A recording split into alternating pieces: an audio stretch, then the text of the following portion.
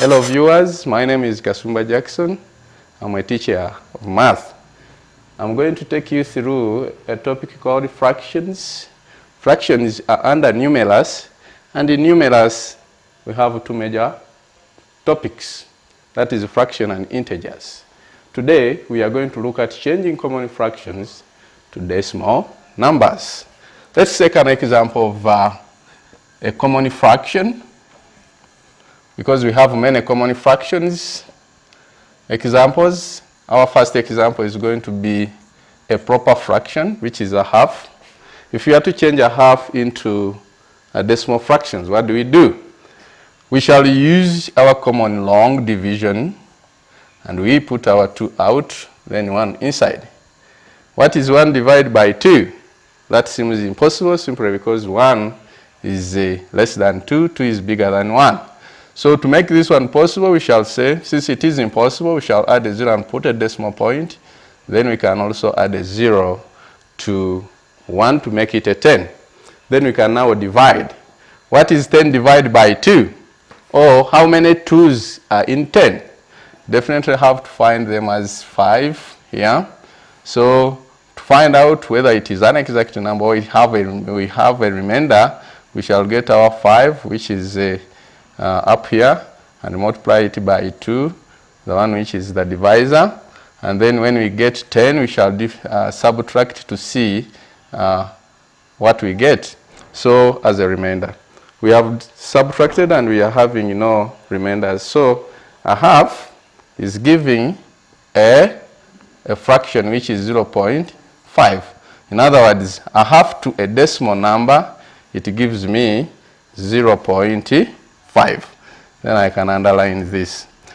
Good enough, this is a fraction that has a decimal that comes to an end. But there are some fractions whose decimals are not coming to an end. So we refer to them as recurring decimals.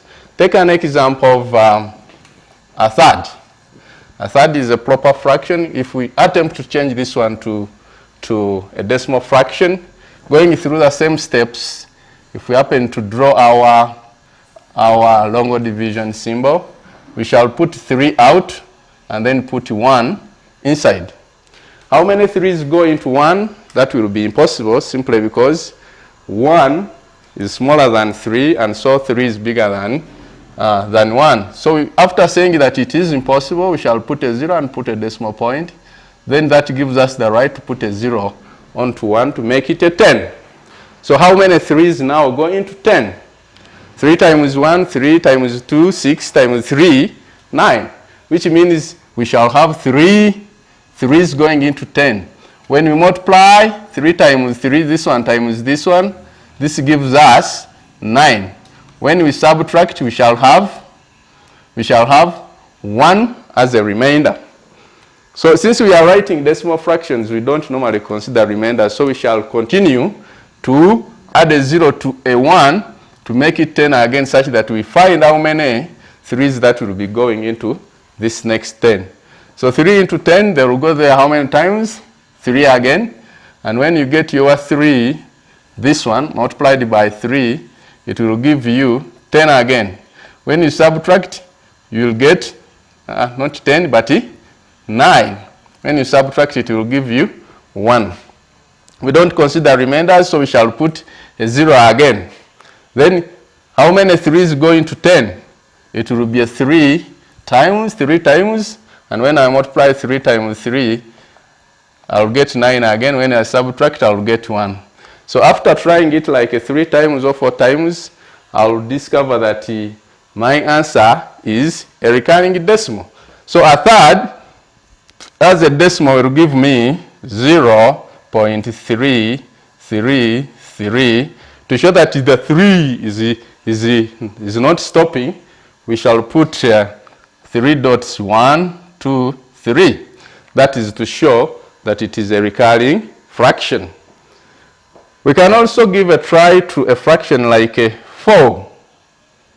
4 out of 11 as our, this was B, as our part C.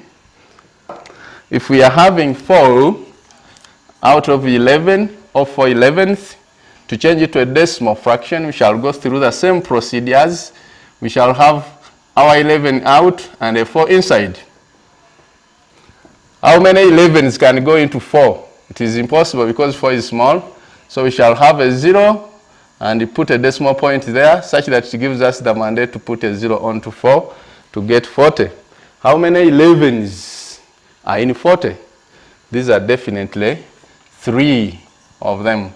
When I multiply 3 times 11, this will give me 33. My 33 is subtracted from 40, and this will be giving me 7. So we cannot stop there because we don't consider remainders here in the decimal fractions. So as usual, we shall be adding a 0 there to make it 70, and then we shall divide 70 by 11, or we can ask ourselves that how many 11s are into 70. 11 times 1, 11 times 2, 22 times 3, 33 times 4, 44 times 5, 55 times 6, 66. So it will go there 6 times. So when I get my 6 and multiply it by 11, this will give me 66. When I subtract 70, take away 66, this is already 4. Are you seeing after regrouping? This is 10, this is now 6. 6 take away 6 is a what? A 0. So after getting my 4, I'll add a 0 because remainders are not considered in there. So how many 11s can go into 40? Again, we shall have 3 of them, and this will give us 3 times 11. That will give us 33. When we subtract, we come back to a 7 as a remainder. Remember, we got a 7 here. So we can as well put a 0, and we ask ourselves, how many 11s are in 70? You must remember we got 6 there. When we get our 6 and multiply it by 11, it will give us 66. After subtracting, we shall come back to a 4. This shows us that we are likely to keep repeating this.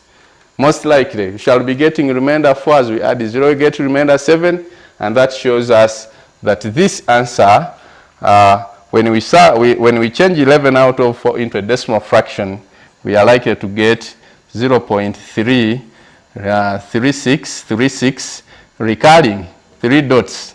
If we don't want to write it like that, we can as well write it as, this is all 0.36 with a bar on both of them, which means the repeating digits are 2, and those are 36, 36, 36, 36. So to simplify, we can write like that. If not like that, we can also write them as 0.36 with dots on each of the repeating digits to mean that it is a recurring decimal. Thank you. You can now open your workbooks on page 5 and do the activity which is there.